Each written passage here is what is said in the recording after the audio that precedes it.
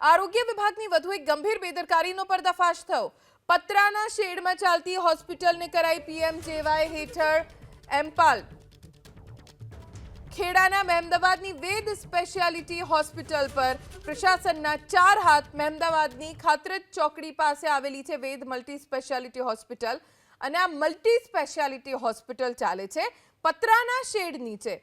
PMJAY હેઠળ મંજૂરી કેવી રીતે આ હોસ્પિટલને મળી એ સૌથી મોટો સવાલ છે। જિલ્લા આરોગ્ય વિભાગની તપાસ અને કામગીરી સામે પણ સવાલ ઊભા થાય છે।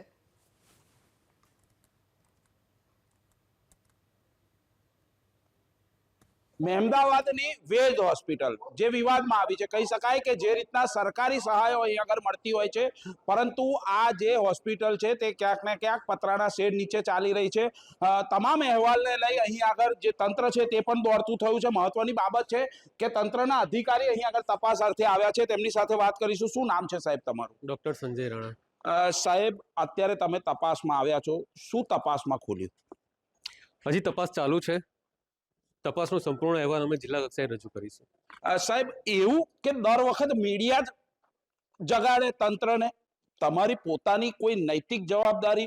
કારણ કે જે રીતના ખ્યાતિકાંડ થયો ને, ખ્યાતિકાંડ બાદ સરકાર દ્વારા આદેશ આપવામાં આવ્યા કે જે હોસ્પિટલો છે તેમાં ચકાસણી થાય। શું આપે આ હોસ્પિટલની ચકાસણી કરી હતી? જિલ્લા લેવલથી જે કમિટી બનાવી હતી આ તપાસ માટેની, એ અહીંયા તપાસ કરીને ગયેલી છે, જેનો અહેવાલ પણ જિલ્લા કક્ષાએ સામેલ છે।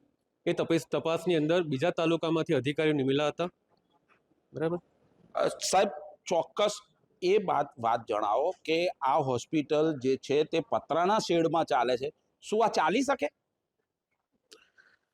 અને ધારા જે નિયમો છે એ અમે તપાસી રહ્યા છે અને તપાસના અનુસંધાને જે પણ આવશે માહિતી એ અમે જિલ્લા કક્ષાએ સબમિટ કરીશું। એ સાહેબ, દર વખતે મીડિયાને જ આ બધું વસ્તુ કરવાની કેમ? તમારી કોઈ નૈતિક ફરજ આવે છે કે કેમ સાહેબ? કારણ કે જે રીતના હોસ્પિટલ ચાલી રહી છે, હોસ્પિટલમાં જે પેશન્ટો છે તે અહીંયા આગળ આવી રહ્યા છે, વિશ્વાસ દાખવી રહ્યા છે અને સરકાર સાથે સીધું ડોક્ટર ચીટિંગ કરી રહ્યા હોય તેવું લાગી રહ્યું છે। કારણ કે પીએમજેવાય યોજના અંતર્ગત જે હોસ્પિટલ હોવી જોઈએ તેવી હોસ્પિટલ અત્યારે તમને પહેલી નજરે દેખાય છે ખરી? તપાસ ચાલી રહી છે।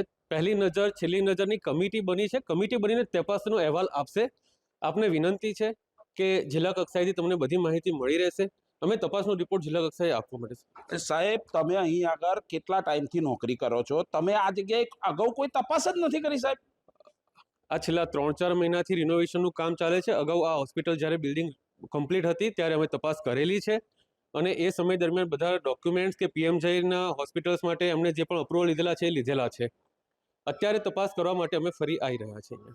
કહી શકાય કે જે અધિકારીઓ છે તે પણ પોતાનો લૂલો બચાવ કરી રહ્યા હોય એવું ચોક્કસપણે લાગી રહ્યું છે। મહત્વની બાબત એ છે કે હવે અધિકારીઓ અત્યાર સુધી આ ડોક્ટરને છાવરતા હતા, ડોક્ટરને સાચવતા હતા, હોસ્પિટલને સાચવતા હતા, પરંતુ જે કહી શકાય કે મીડિયાએ એમની આંખ ખોલી છે ત્યારે હવે કઈ રીતના પગલાં ભરાય છે તે મહત્વની બાબત રહેશે। જલ્પેશ પટેલ, એબીપી અસ્મિતા, મહેમદાવાદ।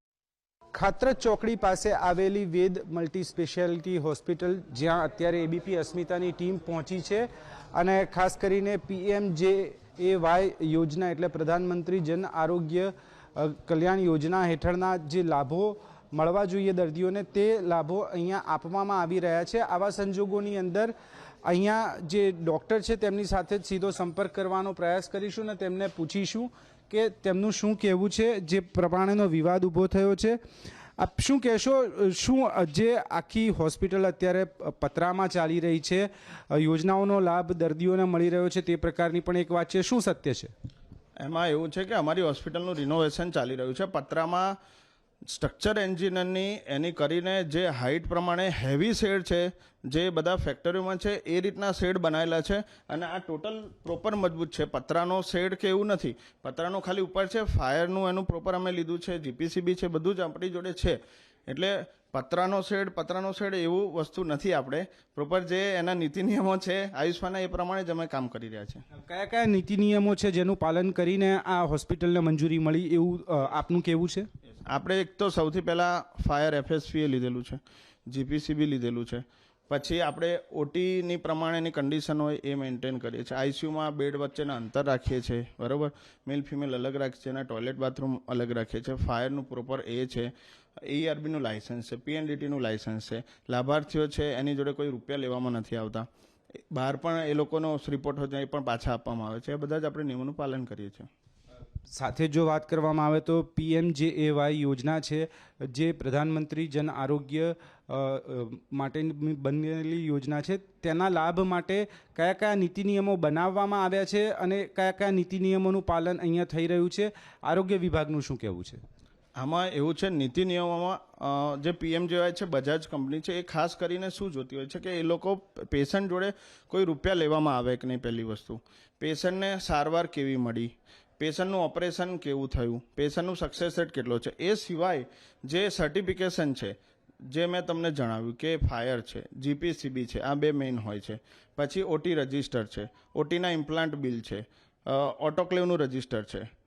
એ પછી આપણે PNDTનું લાયસન્સ છે, ફાર્મા ડ્રગ લાયસન્સ છે. એ બધા જ નીતિ નિયમો પ્રમાણે અમે આ કામ કરી રહ્યા છીએ. કેટલા દર્દીઓ આવતા હોય છે અંદાજિત એક મહિનાની અંદર જેમની સારવાર આ યોજના હેઠળ થાય છે? દર્દીઓ નોર્મલી 15થી 20 જેવા દર્દીઓ અલગ અલગ ફેકલ્ટીના આવતા હોય છે. અને અમારે ત્યાં જે મોટા ઓપરેશન છે અમે હાથ નથી ધરતા, કારણ કે અમારું રિનોવેશન ચાલી રહ્યું છે. એટલા માટે જેવા કે સારંગાંઠ છે, અપેન્ડિક્સ છે, પછી હાડકાના નાના મોટા ફ્રેક્ચર છે, આના જ ઓપરેશનો અમારે ત્યાં થતા હોય છે. ઓપરેશન્સની વાત કરવામાં આવે તો જે બાજુમાં બિલ્ડિંગ બની રહ્યું છે, કેટલા ટાઈમથી બની રહ્યું છે ને અહીંયા આ જે પ્રવૃત્તિ છે કેટલા સમયથી ચાલી રહી છે? આ બાજુનું બિલ્ડિંગ છે એ જ્યારે અમે શિફ્ટ કર્યું ત્યારથી એનું રિનોવેશન ચાલુ કરાયું છે. લગભગ 7 થી 9 મહિનાથી ચાલુ રહ્યું છે. સાથે જ 1 વર્ષ પહેલાં પણ આ જ હોસ્પિટલને લઈને એક વિવાદ ઊભો થયો હતો, તેવી પણ માહિતી છે. એમાં એવું હતું કે અમારી હોસ્પિટલમાં જ્યાં પણ કેસ ના લે, બગડેલા કેસ ના લે, એવા દર્દીઓ અમે ટેકલ કરતા હોય છે ને એમાં જીવમાંથી અમે બચાવતા હોઈએ છીએ. એટલે જે સિરપકાંડ થયો હતો એના જે વસ્તુ હતી એમાં અમે એ લોકોએ નોન PMની કન્સેન્ટ આપી હતી ને અમારી જોડે સાઇન હતી, એનો ખુલાસો અમે આરોગ્ય વિભાગને કરી દીધો હતો. એટલે અત્યારે વાત કરવામાં આવે તો કઈ કઈ ટીમો તપાસ માટે અહીંયા આવી ચૂકી છે અને શું શું તપાસ ચાલી રહી છે? બધી જ ટીમો આરોગ્ય વિભાગની અહીં આવી ચૂકી છે. THO સાથે, નડિયાદ હેલ્થ ઓફિસર સાથે બધા જ ટીમો અહીં આગળ આપણું બધા ડોક્યુમેન્ટ ચેક કરાયેલા છે. અત્યારે જે ડૉક્ટર છે તે કહી રહ્યા છે કે નીતિ નિયમો પ્રમાણેનું કામ થઈ રહ્યું છે, પરંતુ સવાલ એ ઊભો થાય છે કે જ્યારે આ પ્રકારની ઘટના ચાલી રહી છે, તમામ નીતિ નિયમોનું પાલન થયું હોવાના દાવા છે, તેવા સંજોગોની અંદર જિલ્લા આરોગ્ય વિભાગે જે તે સમયે જે ખુલાસા કર્યા હતા, જે 16 હોસ્પિટલ્સની વાત કરી હતી, તેની અંદર આ હોસ્પિટલનો ઉલ્લેખ શા માટે નહોતો? આ પણ એક મોટો સવાલ છે. કેમેરામેન જયરામ રબારી સાથે તેજસ મહેતા, ABP અસ્મિતા, ખેડા.